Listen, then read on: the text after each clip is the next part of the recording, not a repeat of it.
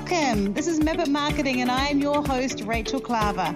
I love helping small business owners become more confident and more capable with their marketing. So this podcast is all here to help you do just that.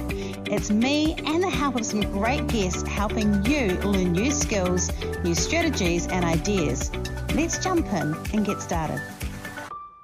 Hello and welcome to episode 62 of Map Marketing. I have had a very interesting day, and in fact, I am recording this in a place where I'm not 100% certain the sound's going to be okay. I'm currently in the upstairs bedroom of my parents' house where I've been isolating for most of this week because I'm recording this about a couple of weeks before you hear it, and I was meant to have surgery tomorrow, and I still don't know if I'm having it. It's been up and down, trying to work out whether it's actually going ahead. And so today I'm recording this in desperation to make sure that just in case my surgery does go ahead, that I have this for you because it's such an important topic. And I really wanted to be able to talk about it with you today. I want to talk to you about what it's going to be like for us to have to market during a recession. And, you know, I am not an economist. I am not someone who knows exactly what's happening with the world markets, but I do read, I do look all the time. I look at the worldwide situation. I read what's going on now. And I'm not going to scaremonger here. I'm not here to go, this is definitely happening. But I think all the signs and symptoms are going through that say that, yes, there is something going on. And I know that for some of our clients, even the ones that have done very well over the last few years, even through the pandemic, they've all suddenly got quiet. Not everyone has. Some people are booming. And that's the trick with the recession. You know, some people will do very, very well. There are businesses historically who have grown through recessions, and there are ones that have shrunk. And it's up to us to work out which one of those we're going to be. Now, I'm your host, Rachel Klaver. I forgot to say that. And I'm doing this with you today because I feel like it's such an important thing for us to grip. It's really important that should something like this happen, a recession happen, we have a bit of a plan.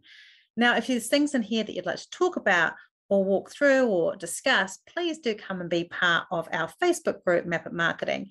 And some of the marketing ideas in here are ones that you can learn more about in my new book, Be a Spider, Build a Web, Sticky Content Marketing for Small Businesses, which is available pretty much anywhere. You can get it on our website. There's a link to it in the show notes. You can get it on Amazon. You can get it pretty much at most online bookstores. So have a look and see if it's a good fit for you. And let's get started on talking about recessions. Now, this is 8 steps or 8 points, and these are all really important ones. But I think the first one is the most important one of all, and that is that no matter what happens, do not stop. Do not stop your marketing. Now, I don't know about you, but when I'm stressed and under pressure, something kind of shrivels around me when it comes to marketing. The more stressed I am about my business, the less I want to talk about it publicly. And this is a time that we need to be remembered. This is the time that we get to stand out against our peers, amongst our peers and our competitors. And so it goes against every single instinct to just narrow your focus and be able to focus on your marketing. But you have to. The survival of your business depends on it. So if everything else fails, please don't stop your marketing. We're going to talk about changes you might need to make, but do not stop your marketing. The people that succeed during a recession are the people who remember to keep marketing. That's really important. The second thing I want to talk about here is that there's a gold mine, and it's one that I talk about all the time. I'm really passionate about, especially if you've ever listened to one of our podcasts about email marketing or things around staying in contact with your current clients. And that is that in a recession, instead of looking outward to get new clients, focus on your existing clients first. Feed them and encourage them, build time with them, give them more value, give them things to say thank you for being an existing client, maybe give them a few discounts or give them emails with help and tips. They're either going to buy from you or they're going to recommend you to other people looking for you. The cost in terms of trying to get a new client is somewhere between 5 to 25 times more than getting repeat business from a current client. So if you're not using email, then this is a really good time to dig deep and start doing it. The same goes with you. If you've got a Facebook group, if it's been lying dormant, dig deep and really invest in putting some time and effort into those existing clients, because that's super important. So that's number 2. Number 3, you might need to reevaluate your offer. This is something that we've been thinking about, and we think about this all the time. We always have big plans, like I think about the plans I had before COVID-19 turned up, and we had to adjust pretty fast. We had to change the way we were doing business. We had to change some of the things we were doing for our business. We had to alter the way we delivered things. And this is no different. You have to look and see, how can I still present what I'm doing, the best things of what we do, but maybe change how we're doing it, packaging it up in a different way, or maybe even having a new offer. Now, one of the things I talk about here often is I love Maslow's hierarchy of needs, and some people hate it and some people love it. But the key thing around the hierarchy of needs is that the more under pressure we are, the more we seek things that help us feel better, we go towards our base needs. So survival things. So we care about, being covered and warm and fed and all those sort of things. And we're less interested in those esoterical, more beautiful kind of like meaning of life things in general when it comes to recession, because we're focusing on that different thing. So that's one thing that's, really important around that. But also, and this is really important for those of you that have premium brands, you need to remember that not everyone experiences a recession in the same way. As I said, I've got clients who are actually thriving right now and are doing better than they've ever done before, because their particular niches are really, really perfect for the current conditions that they're in. So make sure that you have a really clear mindset of your ideal client, but make sure that their mindset is a positive one, that you're not thinking they can't afford this. Because remember that if it's something that's meaningful, that is going to fill a need for them, they will be able to afford it. We always find money for the things that we really, really care about. So I think that's really important. As you reevaluate your offer, so it's number 3. Number 3. Number 4, I changed the numbers, and this always throws me off, and I should have changed it before I said it. I've done this before. I am a repeat offender. Number 4, look at your content and really streamline it. Really start thinking about making it more meaningful, and make sure that your message is super clean. When we've got lots of people coming in and it's like a feast of like lots of things, we can get a bit sloppy with our messaging. I know I can get a bit wide. I don't get narrow. In the book, Be a Spider, Build a Web, I talk about how to narrow your arrow and to really narrow your content down and the messaging down. And I think I'm going to go through those chapters again myself and just really walk through and make sure that we're doing this as well. Streamlining your content and making that really focused on exactly who you're talking to and what you're going to sell them is super clear. Look at your messaging. Are you super clear everywhere? Are you clear on your website of who you work with and how you're going to work with them? Are you clear on your social media? Are you clear with your emails or your webinars and everything like that?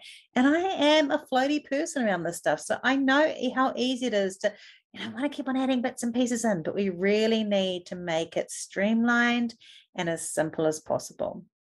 So that's number 4. Number 5, when we're doing our social media, when we're doing our emails, I want you to really focus on building an emotional attachment with your followers and your past clients.